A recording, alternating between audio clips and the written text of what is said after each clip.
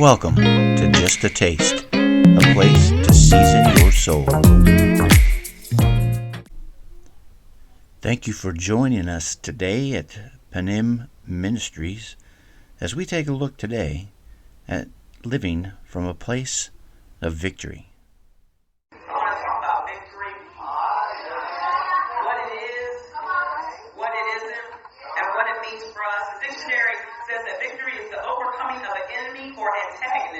It's an achievement or mastery of or success in a struggle or endeavor against odds or difficulties.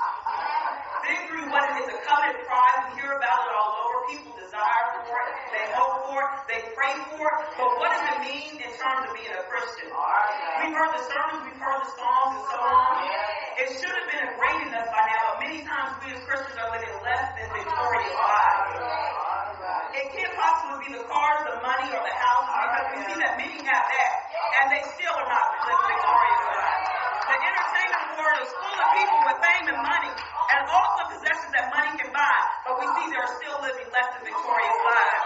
As they take another trip to rehab, another trip to divorce court, while still another may end up broke. We see that in demeanor, attitude, and work ethic that many of us are living below the level that Christ has for us. Now, don't get me wrong, things are good. And I believe that God has for his people, he wants them to have capital and for them to have position. Key positions to do what he has called them to do. What I am saying is that if we strip all this away and examine our lives according to the word of God, are we living victorious? Do we have an overcoming attitude, an attitude that says, I'm coming through and I'm coming out on top? Or are we in a woe is me state? Worse, do we lay down our God-given right for victorious living to believe the lie of the enemy, to give him an inroad to run circles around us of defeat? The song says, victory is mine. Victory is mine.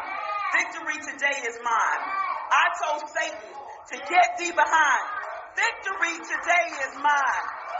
When I used to sing this song, I used to sing it with the hope of a victorious life, until I realized that the writer was not talking from the point of view of a spectator.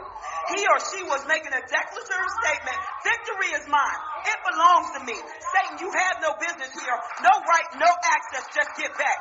As children of the King, we have certain rights, and with those rights come expectations. We should fully expect to live victoriously. We should fully expect to come out on top. We should fully expect to grow, prosper, and be blessed and be a blessing. As well as we should fully expect to face challenges, trials, upsets, setbacks, disappointments, semicolon. We should expect to face it victoriously. No matter what our circumstances look like. For the Lord your God is the one who goes with you to fight for you against your enemies, to give you victory. That's in Deuteronomy 20, verse 4. The definition of victorious is the overcoming of an enemy, an antagonist, an achievement of mastery or success in a struggle or an endeavor against odds or difficulties. See, we have to have a victorious attitude. The attitude comes straight from the word. More month than money, God gives me wisdom to get well. Relationships going haywire, all things work together for the good of those that love the Lord. Stress, and more stress, he gives peace to those who keep their minds stayed on them. God has set us up to succeed. See, the writer of the song knew one thing: no matter what the circumstance, having victory is an inherent right of the Christian. The word says, but you give us victory over our enemies. You put our adversaries to shame. Psalms 44:7. We just have to come into agreement with the word. God says the battle is not ours, it's his. And that means the victory is his also. But he extends it to us that we would have a victorious life. You have given me your shield of victory. You stoop down low to make me great. 2 Samuel 22:36. David had victory over Saul. He also had victory over Goliath. Elijah had victory over the prophets of Baal, and Jesus had victory over the devil. They all had one thing in common, a made-up mind.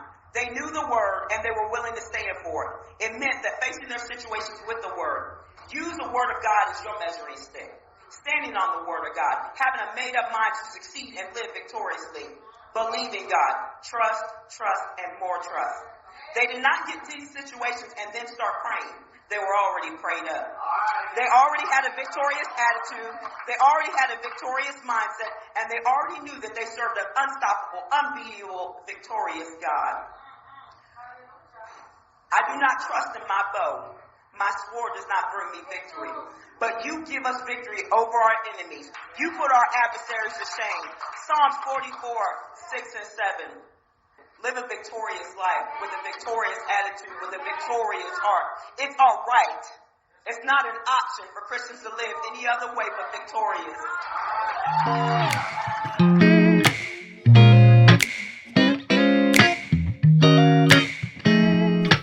Just a Taste is a feature of Panem Ministries.